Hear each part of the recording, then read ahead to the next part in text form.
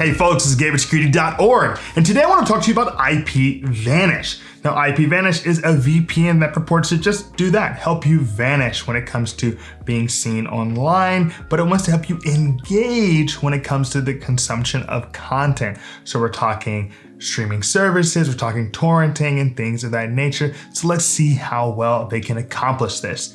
Now, if you have questions regarding VPNs in general in terms of what they can and cannot do for you when it comes to security and privacy, because I think people think maybe too much can happen when it comes to VPNs, please check out some of our explainer videos. However, presently, I want to jump into IPVanish. In today's video, I want to begin by talking about some pros and cons for IPVanish and get an idea of what we're looking at. Then I'm going to talk about its servers and locations, protocols and encryptions. Then I'm going to dive into just the core feature set of what we've come to expect from today's VPN.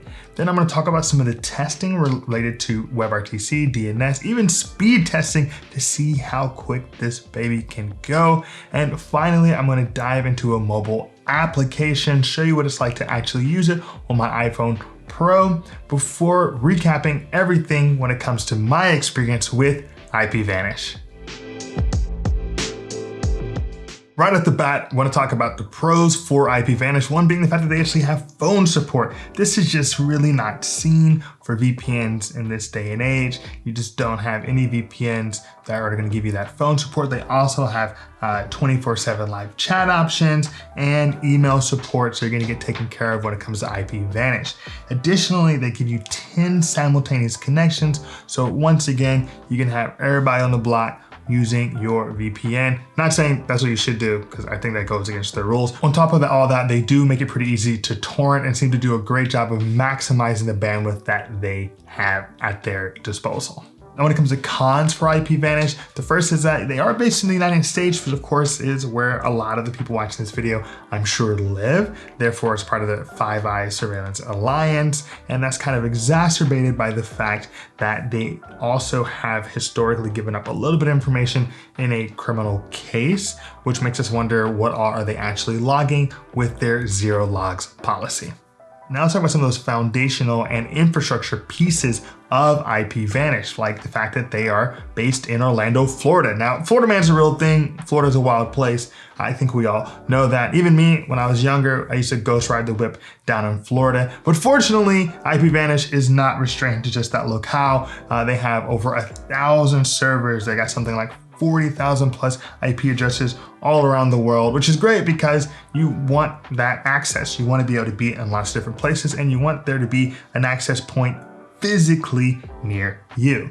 Now let's begin with the logging policy. Now in 2018, there was a bit of a kerfuffle with the police and IPVanish and some other individual where it did seem like something was logged and ended up being in the hands of the authorities. But since then, we haven't heard anything regarding IPVanish, and it seems that they really are living up to this zero logs policy. And when it comes to encryption with IPVanish, they are using that state-of-the-art AES 256-bit encryption, so have no fears when it comes to encryption. Now, when it comes to protocols, they give you a lot to choose from. Let's begin with the classic: OpenVPN, TCP, UDP. We always love to see it. You also have L2TP, IPv2, IPsec.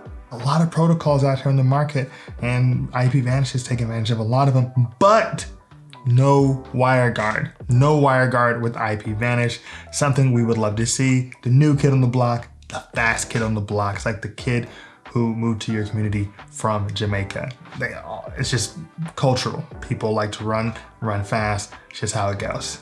Now, moving on from protocols and encryption, let's just talk about the core feature set that we've come to expect from the top VPNs out on the market, of which there are 4, beginning with the kill switch option. Fortunately, yes, there's a kill switch with IPVanish. No need to worry there. Your data is not going to become exposed if something happens to the VPN.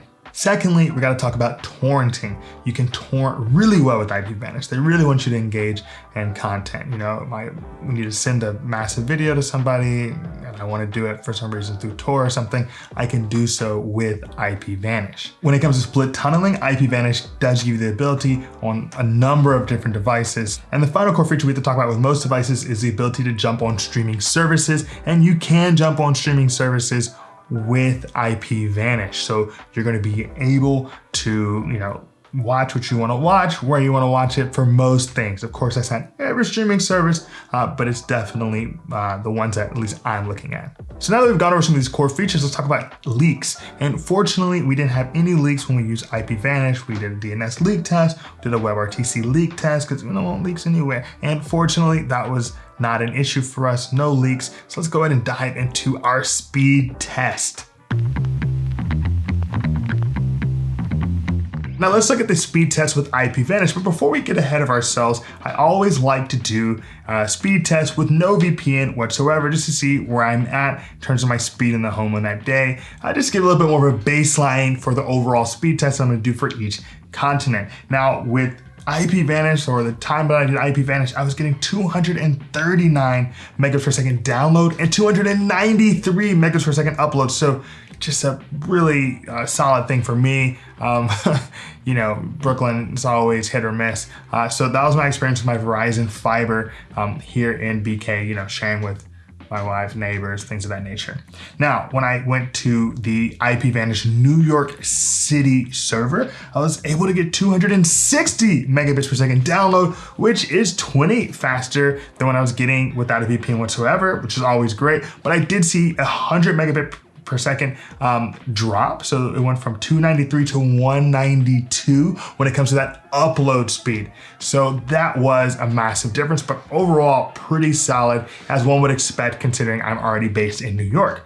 Now for South America with IPVanish, I went with Bogota, and that was 174 megabits per second download speed and 85 megabits per second upload speed. So not as quick as what I was getting here in New York, but you know, not too shabby. I mean, I grew up in the era where things were really slow. So all this even, you know, still seems pretty quick to me.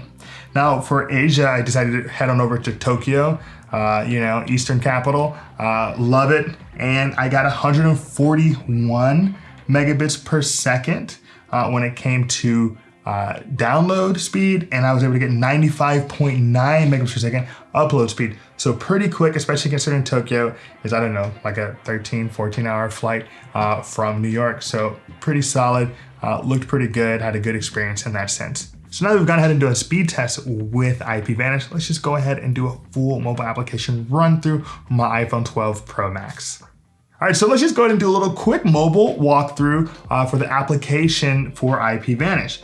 Now you'll see that, go to public IP up, and let's go ahead and just pick a country. Let's pick Greece. We jump in, it's gonna send us to Athens, you hit connect, and I am connected. That's it. You decide where you wanna go, you hit connection, and you're connected. Pretty straightforward, pretty easy.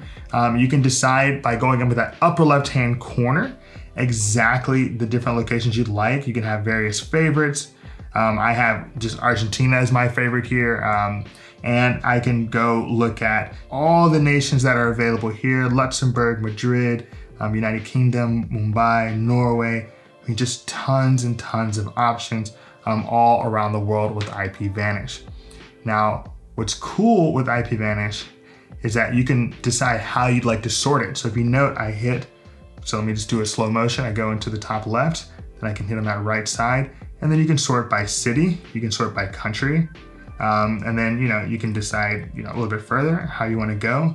You can even look at the ping. So that's just going to be, you know, what that time difference is. Now, if I jump into IPVanish's settings, you note that there are a few different things you can do. You can watch a tutorial, which is really useful.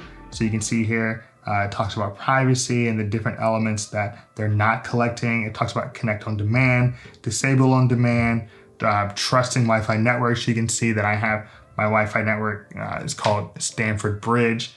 You know, you'll get it if you know, you know.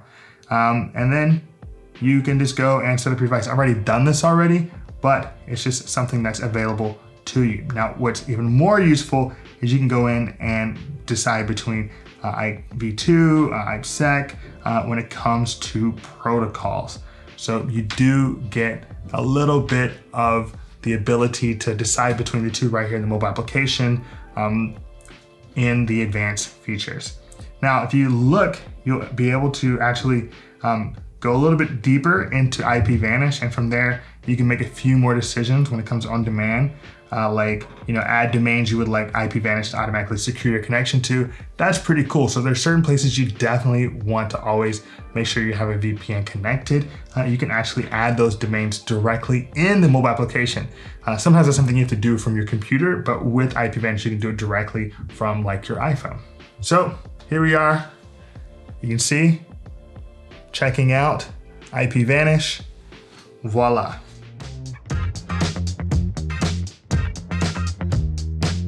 All right, so we've gone over a lot today regarding IPVanish, and I'd like to give you my final thoughts. And simply put, it's a well-equipped VPN. IPVanish is great for torrenting. It has, what we come to expect in terms of kill switch and split tunneling and things of that nature. And it just works well. Now, maybe it doesn't have the most servers and the most locations of any VPN I've ever seen, but what it does have really functions more than adequately, and it's quick, and it's just an overall great customer or consumer experience. If you add in that customer support, you're really looking at a top tier consumer VPN. All right, so thanks for looking at our review of IPVanish. Now, if you appreciated today's video, always like, subscribe, comment. We always love to hear from folks who find us. And if you want to be kept up to date on everything related to home, digital, physical, personal security, you're going to want to, see what's going on over here at Security.org. And with that, my name is Gabe. This is Security.org. Be secure.